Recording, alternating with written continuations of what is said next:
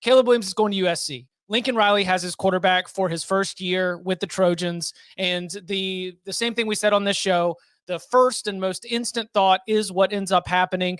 Your thoughts as we sit here on Tuesday afternoon, right ahead of National Signing Day. I mean, it's just such a massive get for Lincoln Riley and the Trojans. This is the guy that can be a difference maker for them. And Caleb Williams was just an absolute beast last year. There's no two ways about it, Chip. But think about the numbers that he put up as a true freshman for Oklahoma. 65% completions, 21 to 4 touchdown to picks, adjusted net yards per attempt, which of course accounts for those picks, 8.8, almost 11 air yards per pass. So he wasn't dinking and dunking it. Basically equally good against man and zone. Could have done a little bit better job with some of the sacks, but again, he's a true freshman. And on the ground, a legitimate threat that we talked about this on Cover 3 quite a bit, how it turned around a lot of that offense when defenses had to start respecting his legs, since Oklahoma's run game was really not that good last year before he was inserted in there. 568 on 59 rushes. Texas fans will not very fondly remember one of those long rushes, 6 touchdowns, and very much like good inside and out as a runner. This is a get that can jumpstart USC immediately. Do you think that it was important that he was able to get this news out of the way? Because, Chris Hummer on this show had sort of detailed the idea that he could run totally on his own timeline and still be fine and be Caleb Williams. He could announce whenever. He could come in the fall. Do you think that getting this out here, National Signing Day is tomorrow, so this is absolutely going to color a lot of our conversation about Lincoln Riley and USC, no matter what else is happening for the Trojans here with the 2022 class? Caleb Williams is a new arrival. You did a great job of talking about first-year coaches. We've got the high school rankings and then the transfer rankings, and this is, for USC, obviously one of the biggest gets that you could have. But the end result still could have been Caleb Williams starts week 1 for USC, and you could have announced this in March. He could have enrolled in the summer. It could have happened as late as the fall.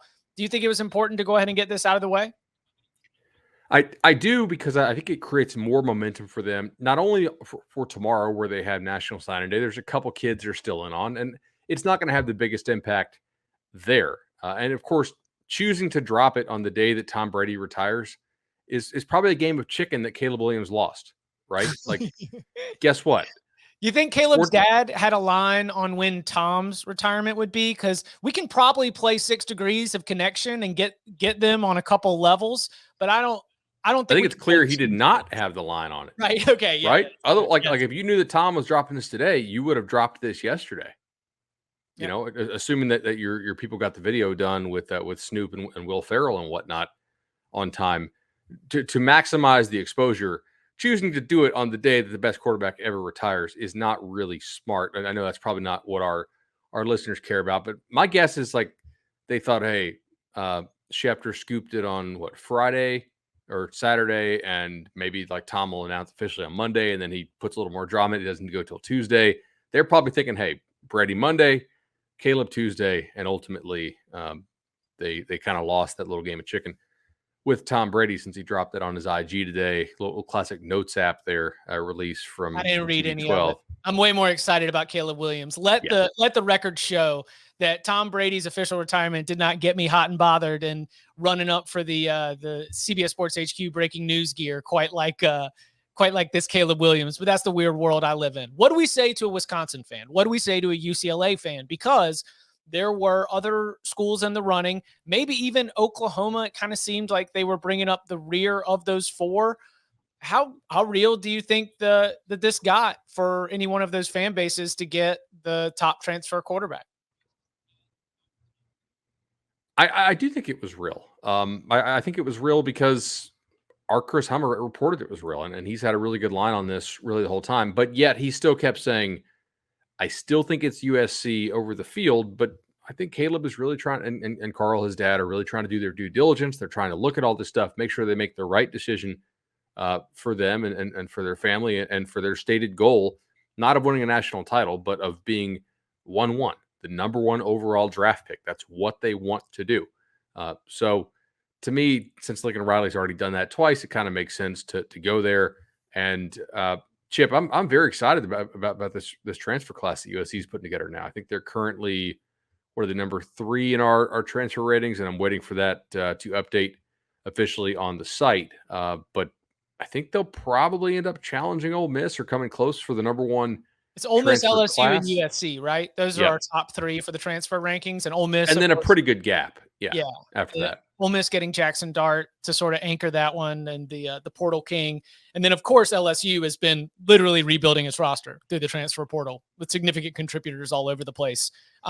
For USC and looking at this offense, where do you think it is plug and play with all the familiarity that you have, quarterback, head coach, the system he's going to bring in, the idea that you can put so many different skill players around him and find creative ways to build out a USC offense that, look, I will be prone to hyperbole right now. There is no reason why USC shouldn't have the best offense in the Pac-12. Like with Caleb Williams on board, USC should have the best offense in the Pac-12. Now, will they win a Pac-12 championship? Will they compete for a college football playoff? I think that's more like devil in the details when we talk about improving your run game, your offensive line, your defense. How are you going to stack up against some of the different styles within the Pac-12? But there is no doubt in my mind that the expectation looking up and down the Pac-12 should be set at the Trojans will have the most explosive offense. And we thought we'd have that when Graham Harrell first arrived, and it kind of came with fits and starts throughout his time there. So some of this is going to come down, right, to how well do they block up front? And we're still going to have to see. I've heard some real mixed things about the transfer they took out of Virginia. We'll see how his shoulder holds up. But from a skill position standpoint, A, USC already had some really good guys. B, they loaded up that room quite a bit more through the use of the portal. Travis Dye, who was Oregon's best running back last year, before some of the injury stuff.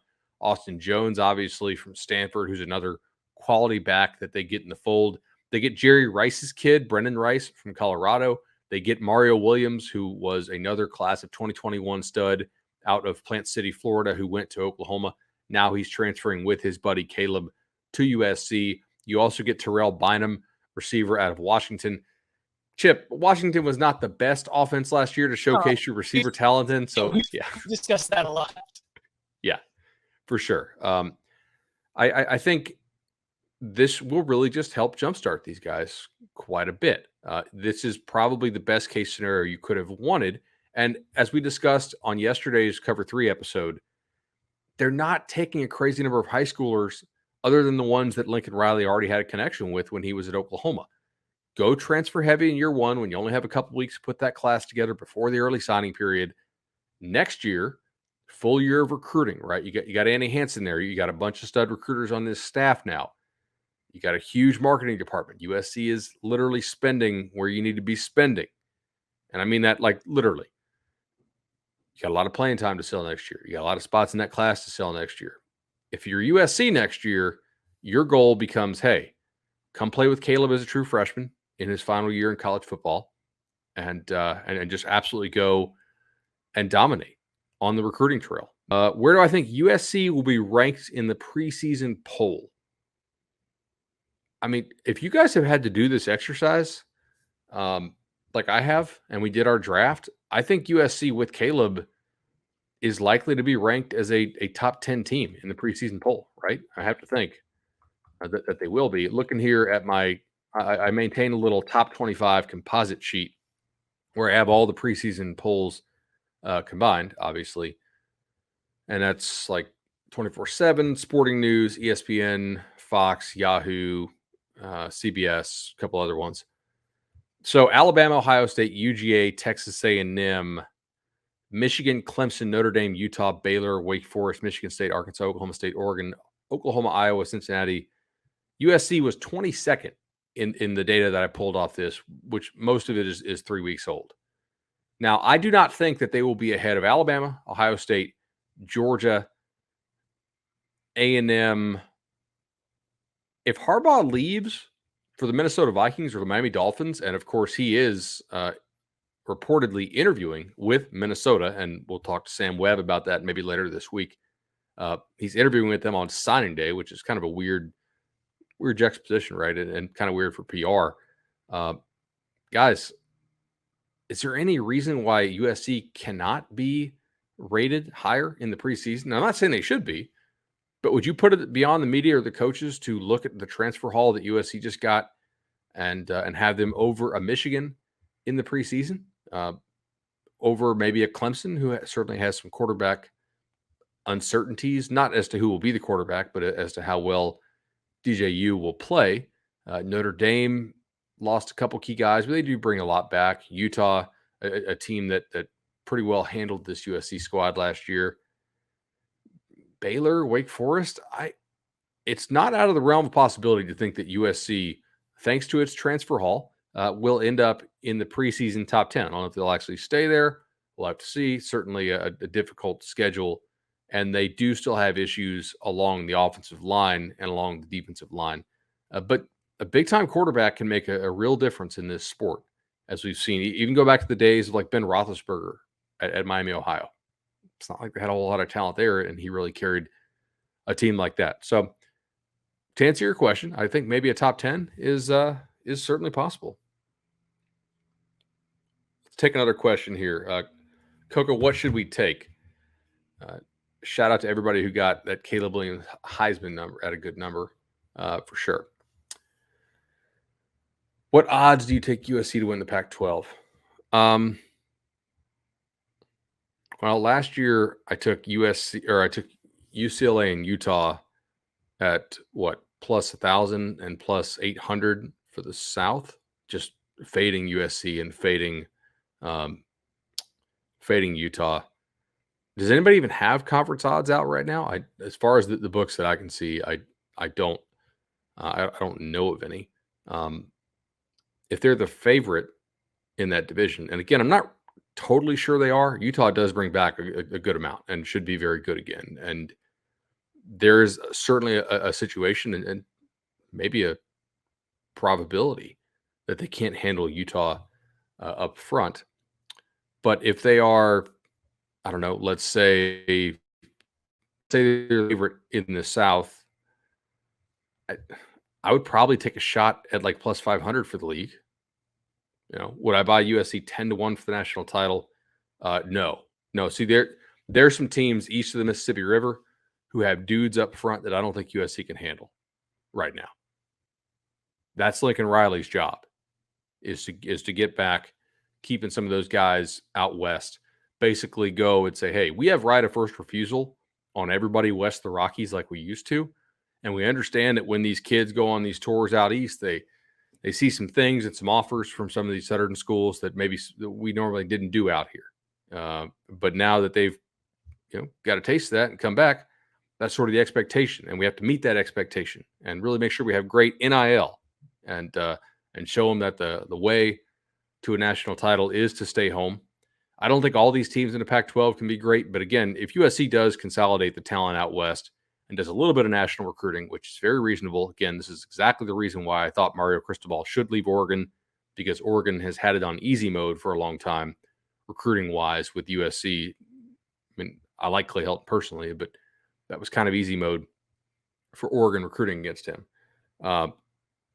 Yeah, that's kind of what that is. They have to be all focused on 23. Do I think USC will be able to compete in recruiting with the likes of Alabama, Georgia, A&M, et cetera, in the coming years? I do. I don't think Lincoln Riley takes that job if he didn't think that USC was going to be all in with that. Now, does that mean they're going to beat all those schools for the number one class immediately? Not necessarily. No. But I do think that they are going to. It used to be like, hey, who was going to have the number one class? Typically, whoever owned the state of Florida, one of the southern schools, be it LSU, Georgia, Bama, in some order. USC, they would always classically close very late in the afternoon on signing day. Texas with Mac Brown, typically like that. USC has sort of taken a step back in recent years. They've still had good classes, but they haven't had like the crazy, just, oh my God, ridiculous classes. And I think they will, I think they'll pretty quickly get back in that game.